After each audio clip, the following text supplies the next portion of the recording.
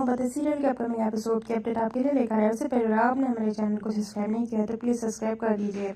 रूहान जो होता है उसी होटल में आता है। वो देखता है कि जो इशिता है तो वो किसी आदमी के साथ बैठी हुई है, उससे बातें कर रही है। तभी अचानक से रूहान की तबीयत बिगड़ जाती है। वो मन ही मन सोचने लगता है कि इतने जल्दी ये कैसे बदल गई, इतने जल्दी ये कैसे भूल गई, ऐसा वो कहने लगता है। और यहाँ पर हमें दिखाया जाएगा किसी कंपनी का बड़ा कॉन्ट्रैक्ट साइन कर देती है निधि। इसी सिलसिले में वो रूहान को होटल लेकर आती है। रूहान की तबीयत अचानक से बिगड़ जाती है।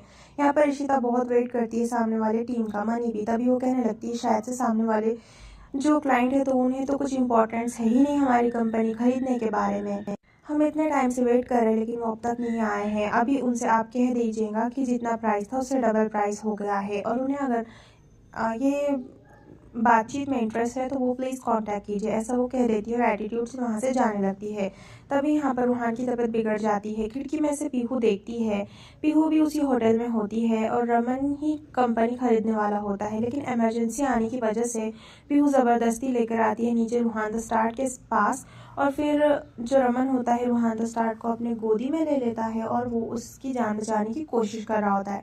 वो अपने कमरे की ओर उसे लेकर जाता है भागकर। पीहू भी साथ होती है। तभी यहाँ पर इशिता को रमन की आवाज़ सुनाई देती है। इशिता कहने लगती है तो रमन की आवाज़ लग रही है, मैं डॉक्टर हूँ, वहाँ पर कुछ हेल्प चाहिए क्या मेरी, मैं अभी आती हूँ, ऐसा वो कह देती है और उस रूम की ओर जाने लगती है।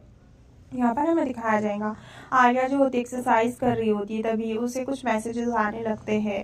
तभी वो मैसेज को ओपन करके देखती है तो किसी लड़के के उसे मैसेज आ रहे होते हैं, जो कि उसे आर्या भट्ट समझ लेता है। और वो और कोई नहीं बल्कि वो बाला का बेटा श्रवण होता है, जो कि आर्या भट्ट उसे समझ रहा होता है और मैसेज कर रहा होता है। तभी यहाँ पर आर्या कहने लगती है ये तो बच्चा लग रहा है, इसने तो मुझे आर्या भट्ट समझ लिया है। एक काम करती हूँ, मैं भी इसे रिप्लाई देती हूँ और फिर इसके मज़े लेती हूँ, ऐसा वो सोच लेती है और वो उसे रिप्लाई करने लगती है।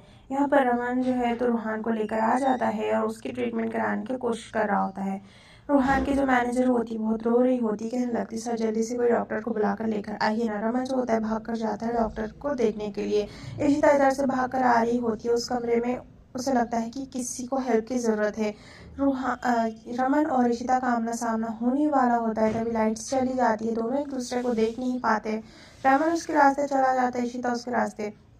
इशिता जो है तो उस कमरे में पहुंच जाती है जहाँ पर रूहान होता है और रमन जाता है डॉक्टर को ढूंढने के लिए। पीहू भी उसी कमरे में होती है और पीहू जो है तो वो किसी काम से बाहर जाती है, टॉर्च लगाई जाती है और फिर यहाँ पर इशिता कहने लगती है इसे किसी इमरजेंसी हॉस्पिटल में हमें जल्दी से लेकर जाना होगा। यहाँ पर हमें दिखाया जाएगा जो श्रवण होता है तो वो आदित्य से बात कर रहा होता है कि उसकी तो आलिया भट्ट से बात हुई है और दोनों की बातचीत भी चल रही है। तभी आदित्य उसकी मजाक उड़ाने लगता है। वो कहने लगता है कि कैसी बातें कर रहा है, आलिया भट्ट वाला तुझसे क्यों मैसेज करेंगे, तुझे कोई उल्लू बना रहा है। यहाँ पर हमें दिखाया जाएगा पीहू और रमन कमरे में पहुंचते तो रूहान वहाँ पर नहीं होता। वो इंक्वायरी करते तो उन्हें पता चलता है कि एक डॉक्टर आई थी जो कि रमन यानी रूहान को लेकर चली गई है। यहाँ पर हमें दिखाया जाएगा जो कंपनी खरीदने वाला होता है रमन, तो उस कंपनी के बारे में उसे मिलती है इंफॉर्मेशन कि वो अब नहीं बेच रहे हैं, डबल प्राइस उन्होंने कर दिया है, जिसको लेकर वो बड़ा परेशान होता है। यहाँ पर इशिता चली जाती है और जो रूहान होता है तो वो हाथ पकड़ लेता है इशिता का और कहने लगता है प्लीज़ मुझे छोड़कर मत जाओ, प्लीज़ मत जाओ, ऐसा वो कह रहा होता है। उसे नहीं पता होता है कि इशिता उसकी ट्रीटमेंट कर रही है। यहाँ पर